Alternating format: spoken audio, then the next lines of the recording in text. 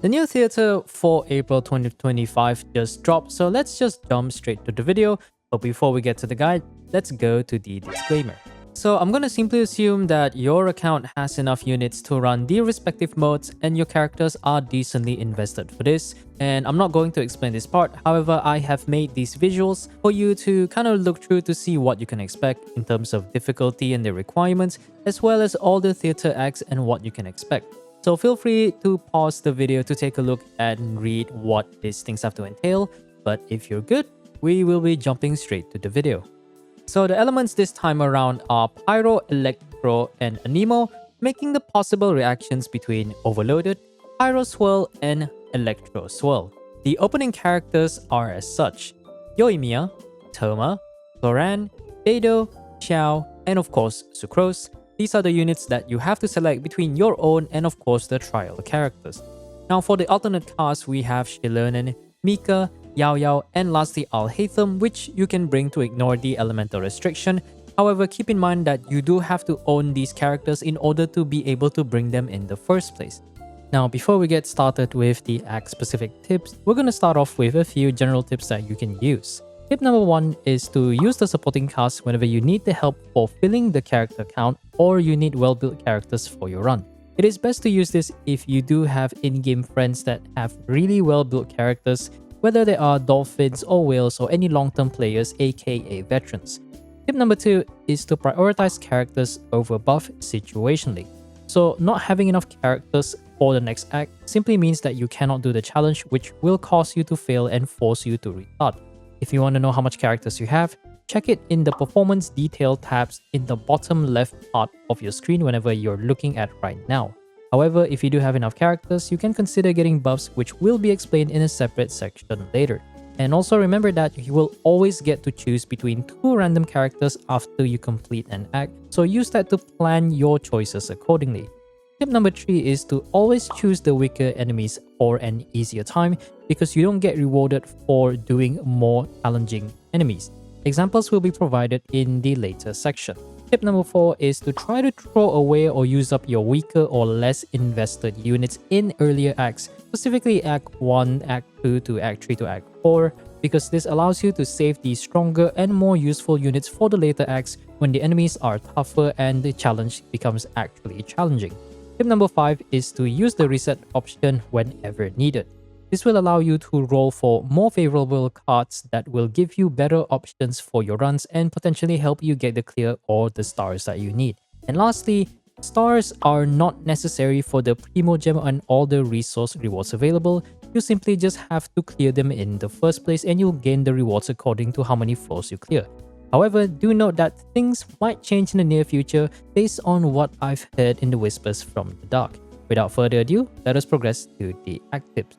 So for Act 1, we do have quite a few options.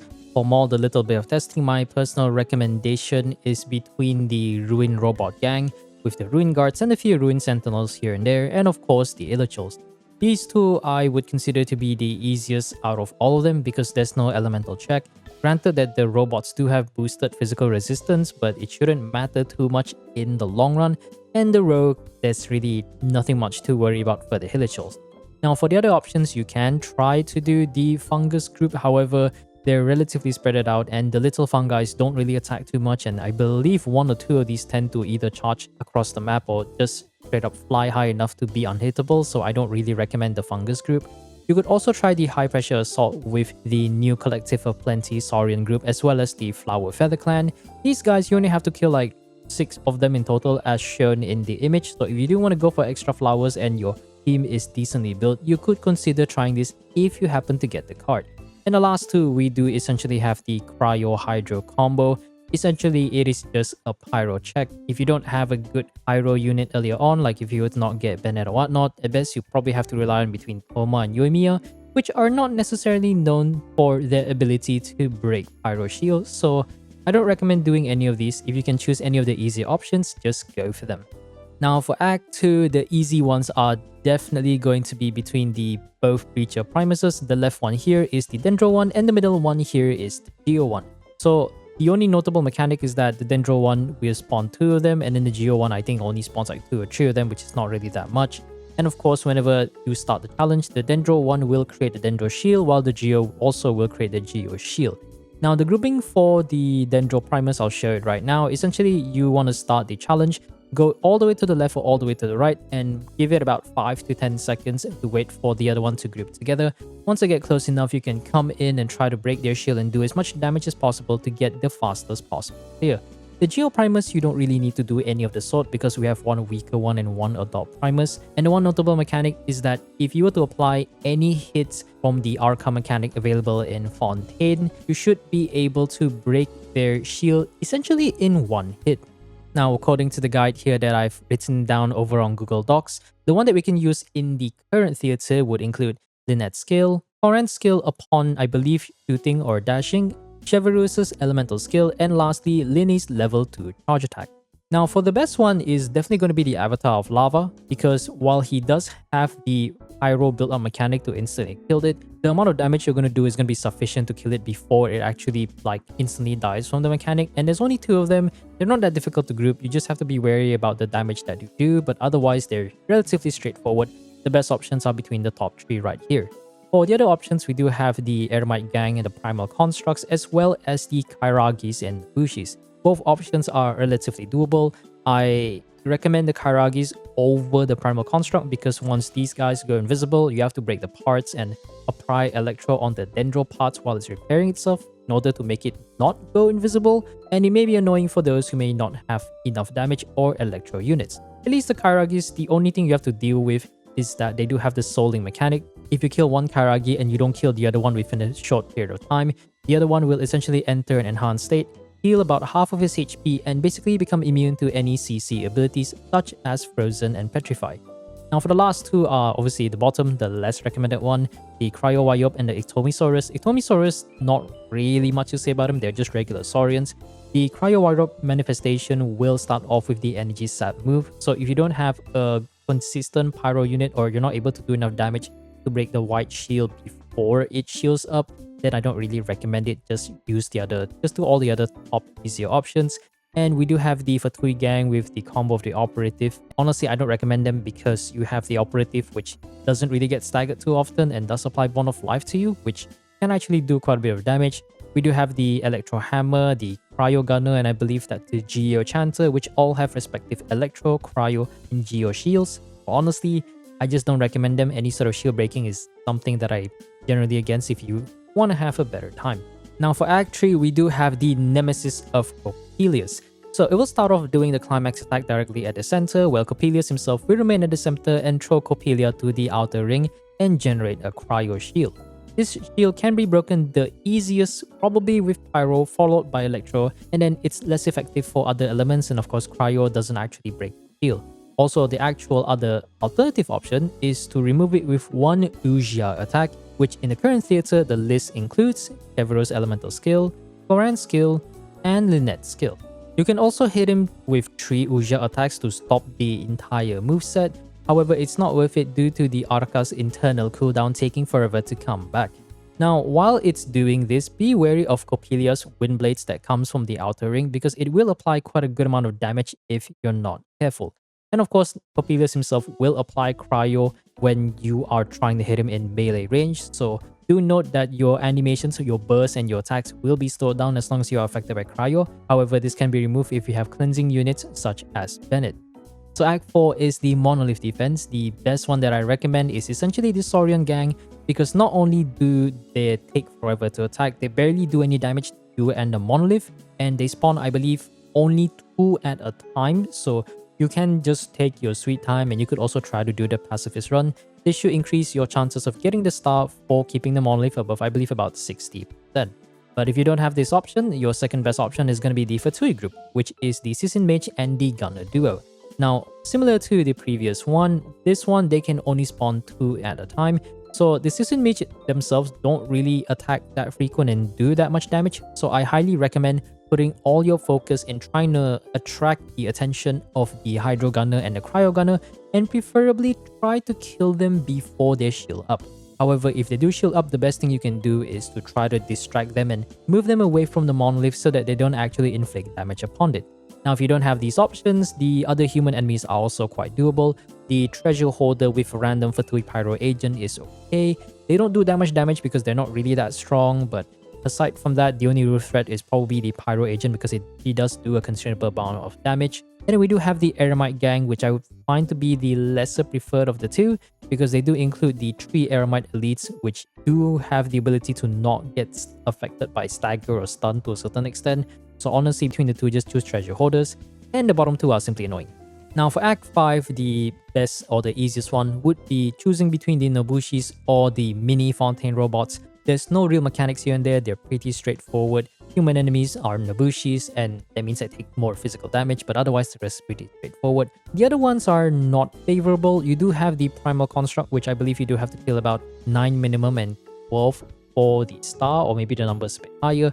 However, they do have the mechanic where after a certain amount of time has passed, they'll try to go invisible, then you have to break their parts and apply Electro. Or if you can somehow apply Quicken, if you happen to be running Alhaitham Quicken or Yao Yao in the team, then you could try to break them out of their invisibility. But of course, it doesn't matter if you can kill them fast enough.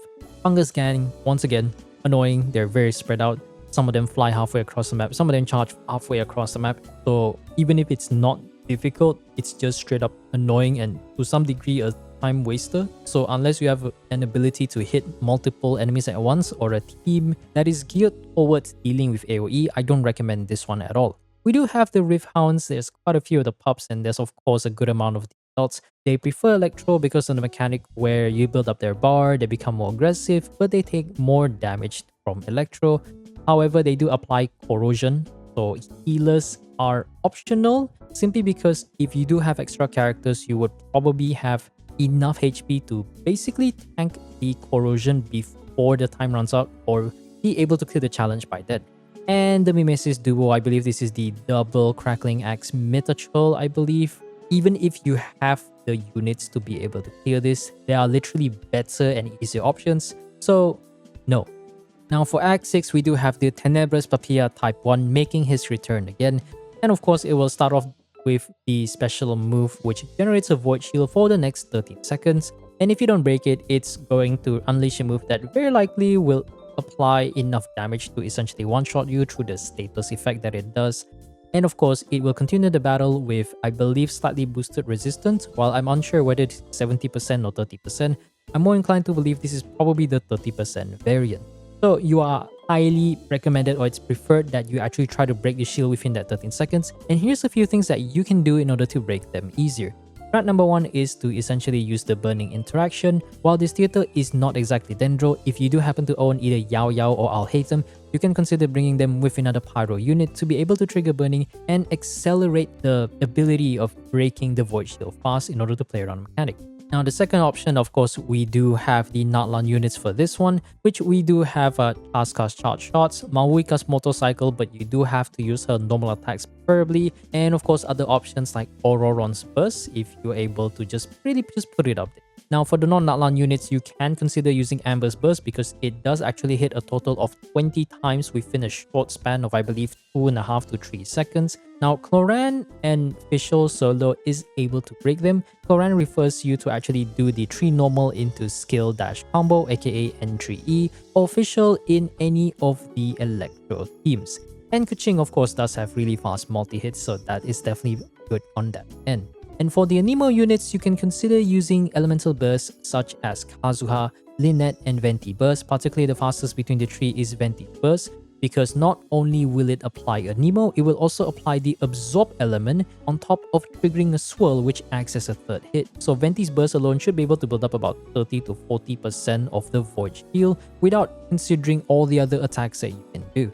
But other than that, if you're able to break the shield, then things should work within your best of interest. It would be stunned for the next like 5 to I believe 10 seconds with reduced resistance, and it will continue that fight until it will go back to the move. So for Act 7, the top 3 are definitely the easiest one. We do have the Ruin Drake Earthguard and of course the Ruin Hunter. We do have the Fontaine Robot Combo 1 and then the Fontaine Robot Combo 2. Now for the Ruin Drake Earthguard, pretty straightforward. The robot's high physical resistance. It does have the mechanic where it charges up to try to absorb and drop a barrage and try to gain boosted resistance to the elemental damage that did the most to it. However, you should be able to mitigate this if you're able to break the eye, whether it be with certain normal attacks that can hit it, a simple bow charge attack, or any other abilities like Kazuha Burst or Singchu skill, etc., as long as you're able to hit that weak point.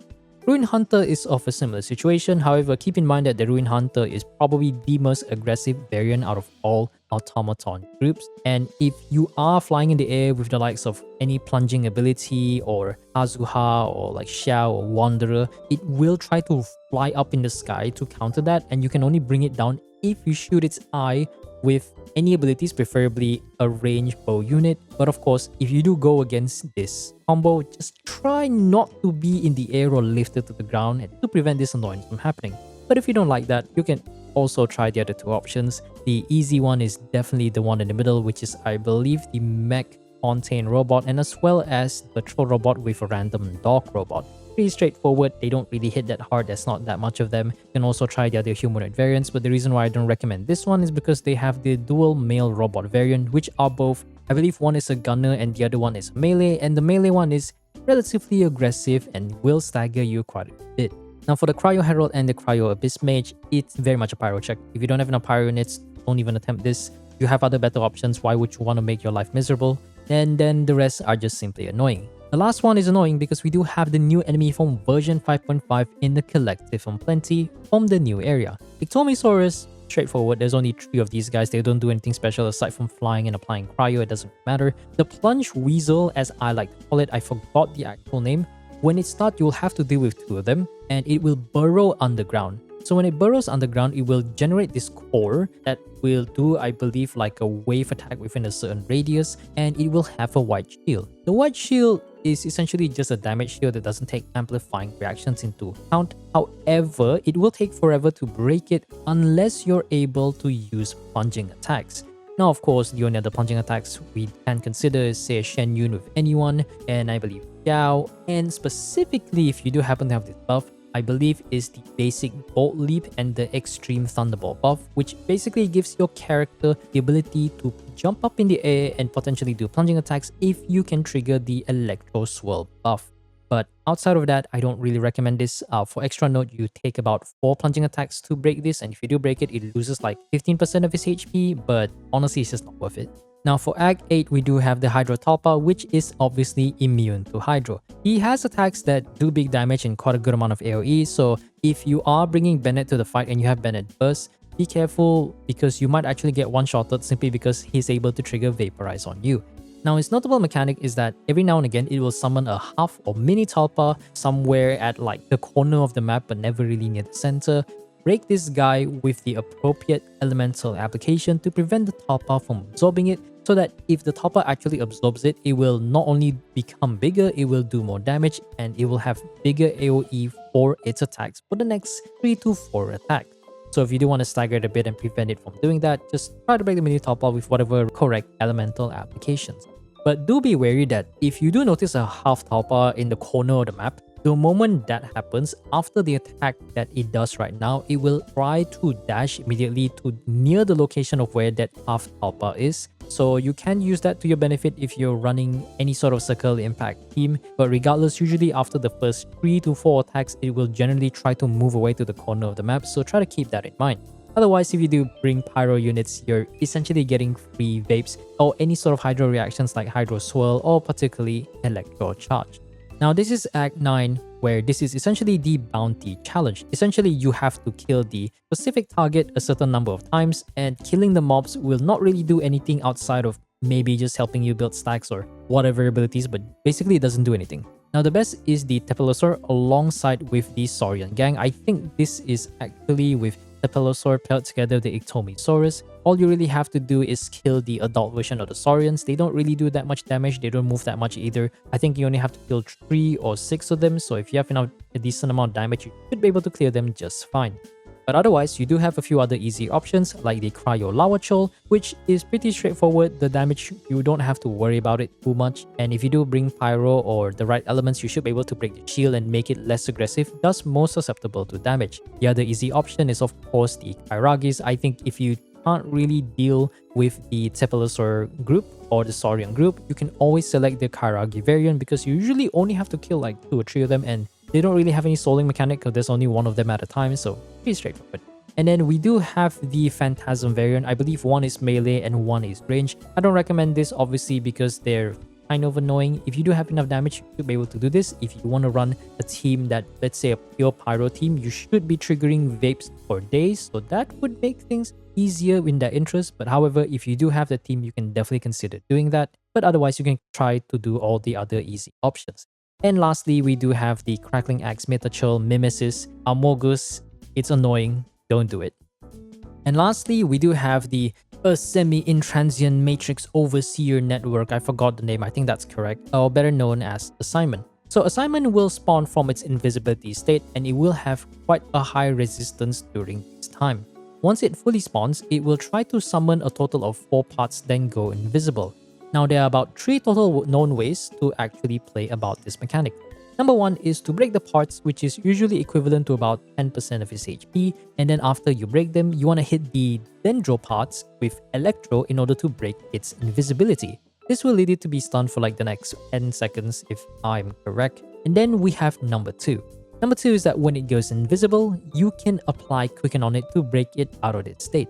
He can be spotted while invisible with totem abilities like Fishel's Oz or Yai's Sesho Sakura, or things like Nahida's Skill, or if you do apply any debuff on it, you should be able to see the debuff down arrow icon, whichever way you can see it. And the last is option number 3, which is very specific with units that can do a lot of damage in a singular hit or really high DPS, would be with units like Raiden Shogun with her Elemental Burst or Marvoika's Burst. So whenever it does this specific move where it summons the 2 little Beyblades to spawn at the parts, it is possible for you to essentially break the Beyblades right before it goes invisible. So if you were to use like a C2 Raiden or very highly invested Raiden or your Marvoika's Burst, you should be able to break the 1 or the 2 of the Beyblades immediately, get a bit of energy and delay its invisibility phase for about the next 5 to 10 seconds, which allows you to basically chip in more damage before it actually goes invisible. And of course, if you do have enough investment, you can one rotate it, but it is what it is. And it is within your best of interest to try to break the invisibility because otherwise it will tend to result in a damage loss unless your team is highly invested enough to be able to kill it regardless of its invisibility, depending on what buffs you have. So for the Brilliant Blessings, I'm gonna try to keep it brief, but I'll also show the demonstration with some footage along the way. And we're gonna start off with the Overloaded area. So essentially, Overloaded Origin, you trigger Overloaded, you apply this Embrittled effect, which will decrease their Pyro and Electro Rest, I believe, by a decent amount, I think. Yeah, I don't remember the exact amount according to the script, but it's nice to have level 1. You don't have to go all the way, but at the very least, you can try to get Origin in order to kind of just buff your Overloaded team's damage. So as usual, we have the Pyro Puff, and then we have the Electro Puff, and the way it works is rather simple. So the way it works is that basically if you apply either Pyro or Electro on an enemy that is embrittled, you get the opposite reaction damage on it. Or to put things simple, you apply Electro on embrittled enemy, you basically get Pyro, which is Elementary Explosion, which is like a small AoE thing. And the opposite applies when you apply Pyro on embrittled opponent, you get 1 Thunderstrike, which does AoE Electro. And of course, Evolution just enhances level 1. And then between the two, you basically have 2 similar options, whether depending on which one you pick. If you pick Pyro, you will get a Pyro Path. You pick Electro, you get the Electro Path. So the 2 paths are, well, the options are rather similar. Basically, you can choose between whether instead of 1 explosions or 1 hit, you get 2 follow-up hits instead. Or the second one is so that every time you kill an opponent or defeat an opponent, you get 1 additional instance, but the cooldown is about 1/3, or I believe like half of the actual cooldown, because I think Pyro was on a 4-second cooldown, Electro is on a 6-second cooldown. So usually I pick the first one, you just get the guaranteed 2 extra, so at least you get a bit more damage. The second one is very much AoE dependent, and it's nice to have it, but the thing is, if you go against single target like bosses, you basically can pretend that this buff doesn't exist. So personally, I recommend choosing the first option, which is Tandem Explosive or Dire Array, depending on which path you pick, rather than the second one over here. And then in the next one, we do have Stormgale, which is essentially Electro Swirl, and the swirls all work a similar way like Flamewind. You trigger Electro Swirl, everyone get 1 stack, and for every stack you have, you basically deal more damage. That's really nothing much to say about that. I don't think there's anything extra about this. If according to my list, I don't think it really does extra. Oh, it does. So every time you actually gain a stack, you restore like I think a 1.5 flat energy, so you can gain a total of like 6 energy, which is kind of nice for any burst reliant teams. So the 2 paths is basically the top half we do have the burst path, and the second half we do have the plunging path. So basic Razor Flash, when you use a burst, you gain 1 stack. You can gain up to maximum of 4 stacks. And every time you hit an enemy, you consume 1 stack to do, I think, a small AoE electro damage, which in terms of the actual DPS, I think based on my footage or testing, it does like 8.5k and it does like 2 different hits or something. So it is actually pretty decent. And then for the second part, we do have Bolt Leap. Whenever the Electro Swirl buff is active, your active character can jump as long as you can, as long as your buff is still up. And whenever you actually do a plunging attack after jumping, you do, I believe, a small AoE like Thunder Strike, which is nice for an extra follow of damage. So the footage should be playing right now. This is going to be useful against the plunge Weasel in Act 7 if you do happen to pick that. But other than that, if you want to try some funny plunge shenanigans, you can definitely try this path. And Evolution enhances Origin, so I'm not going to say too much about that. So the options you have for the burst path is the neutral one and the niche one. Extreme Burst makes it so that every stack of the Electro Swirl will increase everyone's elemental burst damage by a certain portion. So the more stacks you have, I think maximum of 4, the stronger your elemental burst. So if you want to play like a burst DPS oriented team with Electro Swirl, then you can definitely choose this. While the niche option, we do have Extreme Razor Flash. Essentially, it enhances the basic damage by 100% and increase the AoE, which is nice if you do want to use it for like multi-wave content and increase the damage, but it's really dependent on whether you want additional flat damage or you want a burst reliant buff. Now for the plunging path, we have the neutral and the niche one. Extreme Thunderfall makes it so that every Electro Swirl stack you have will increase your active character's plunging attack damage. And this one, it would be nice if you want to say play characters like Gaming, Hyper Carry, or Xiao, or maybe your Shen Yun is built for DPS, or you do have a Shen Yun on your team and you happen to have another DPS that actually is pretty good at doing a plunge damage for whatever the heck purpose that you want it to go for. So basically, if you want to go general plunging damage, you go for this one. Extreme Thunderbolt is a niche one where aside from doing extra damage when you do a plunging attack, now whenever you jump up, it also does a small AoE electro damage. So you basically just gain like jump up, you do AoE, plunge down, you do AoE. Once again, if you do want a bit of flat damage, this is a nice addition to have, but it is a little bit more on the niche side. So you can just pick based on whichever your condition is. If your teams are well built, definitely can choose the neutral ones, but if your teams don't do enough damage, you can definitely consider getting the niche ones in both the Razor Flash and Thunderbolt. Now, Flamewind, similar to Electro Swirl, it's Pyro Swirl. You apply Pyro Swirl, you gain stack, everyone does more damage. 2 main paths between Gale Blaze and Firestorm. Gale Blaze, basically whenever you attack, you will lose HP and it will unleash like a small AoE Pyro damage, and the damage can get bigger based on how many stacks of Pyro Swirl you have. Basic Firestorm is a bit more annoying to play around. Basically, whenever Pyro or Anemo party members take field, or basically when you swap into them, you get a single target Firestorm based on that character's elemental type. Actually, it's more of AoE damage. This is a bit more annoying because it requires you to actually have Pyro and Anemo in your team, and you do have to swap into them constantly. So it doesn't really work very well if you are running like a hyper carry unit that doesn't really or can't afford to swap to another unit. So if you can try to do this, then technically you can, but if you can't, I prefer recommending Gale Blaze because there's no requirement of having any sort of Pyro Swirl. This buff works even if you don't trigger Pyro Swirl, as long as you basically just hit the enemy, you lose a bit of HP, and you get some nice AoE Pyro damage. Evolution enhances Origin, and then both the 2 paths based on Gale Blaze and Firestorm, I believe 2 of these are actually neutral. So we'll go over the neutral ones. Howling Wildfire, whenever your Firestorms hit enemies, every stack of Pyro Swirl you have will shred their Pyro and Anemo rest by 5%, totaling up to I believe 20. So it's nice if you are running like an Anemo Swirl team where you swap in here and there, and you can get a bit of rest shred to boost your damage. Searing Jetstream basically increases the damage of your Firestorm, a very niche one, and based on the number of Pyro and Anemo characters in your team. And yeah, basically you buff the Firestorm damage rather than your own personal damage. And then the last neutral one is Howling Inferno.